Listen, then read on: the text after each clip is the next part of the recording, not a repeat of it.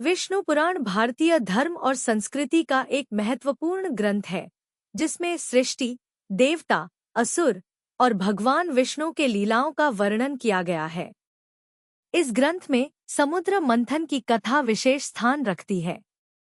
यह कथा सृष्टि की असंतुलन स्थिति को समाप्त करने और अमृत प्राप्ति के उद्देश्य से देवताओं और असुरों के सहयोग का प्रतीक है। यह कथा न केवल रोचक है, बल्कि इसके माध्यम से हमें धर्म, कर्म और भक्ति के गूढ़ संदेश भी मिलते हैं। समुद्र मंथन की कथा त्रेतायुग की है, जब देवता और असुर दोनों अमरता की प्राप्ति के लिए प्रयासरत थे। एक बार ऋषि दुर्वासा ने इंद्र को एक दिव्य माला दी। इंद्र ने वह माला अपने ऐरावत हाथी के गले में डाल दी, जिसने उसे जमीन पर फेंक दिया। यह देखकर दुर्वासा क्रोधित हो गए और उन्होंने इंद्र को श्राप दिया कि उनकी शक्ति और ऐश्वर्य समाप्त हो जाएगा। इस श्राप के कारण देवता कमजोर हो गए और असुरों से पराजित होने लगे। इस संकट से उबरने के लिए सभी देवता भगवान विष्णु की शरण में गए। भगवान विष्णु ने देवताओं को सलाह दी कि वे असुरों के साथ मित्रता करें और उनके सहयोग से क्षीरसागर, समुद्र का मंथन करें। इस मंथन से अमृत और कई दिव्य रत्न प्राप्त होंगे। अमृत को पीकर देवता अमर हो जाएंगे और उनकी शक्तियां पुनः लौट आएंगी। देवताओं ने भगवान विष्णु के निर्देश पर असुरों से संधि की और समुद्र मंथन का कार्य प्रारंभ हुआ।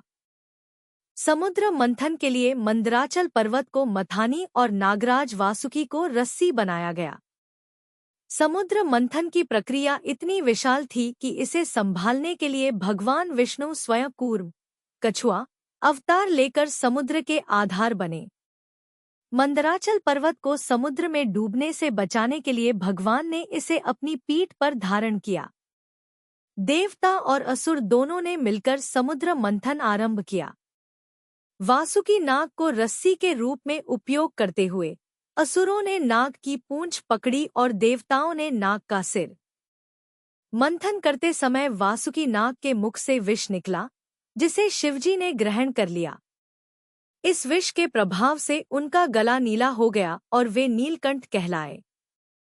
समुद्र मंथन से 14 दिव्य रत्न उत्पन्न हुए, जो इस प्रकार हैं। लक्ष्मी, धन और समृद्धि की देवी, जो भगवान विष्णु की अर्धांगिनी बनी। कामधेनु, दिव्य गाय, जो इच्छानुसार वस्तुएं प्रदान करती है। ऐरावत, इंद्र का दिव्य हाथी। उच्चैःश्रवा, दिव्य घोड़ा। कल्पवृक्ष, इच्छाओं को पूर्ण करने वाला वृक्ष।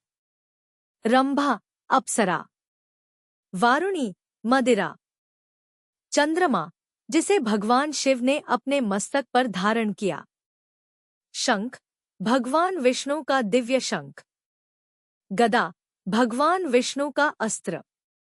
कौस्तुभ मणि, भगवान विष्णु के गले में धारण की गई दिव्य मणि।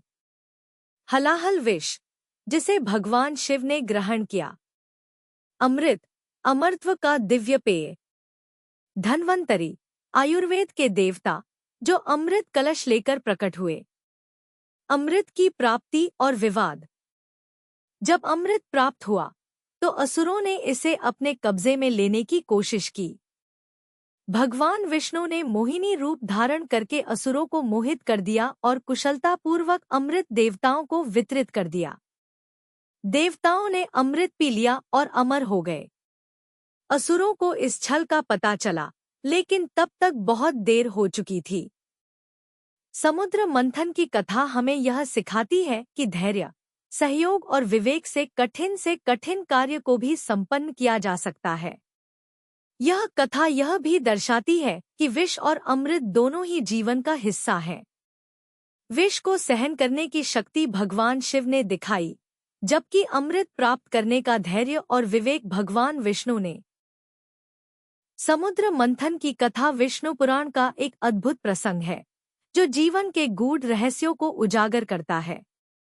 यह कथा संघर्ष, समर्पण और विजय का प्रतीक है और यह सिखाती है कि आत्मज्ञान और सत्कर्मों से ही जीवन में सच्ची सफलता और शांति प्राप्त की जा सकती है।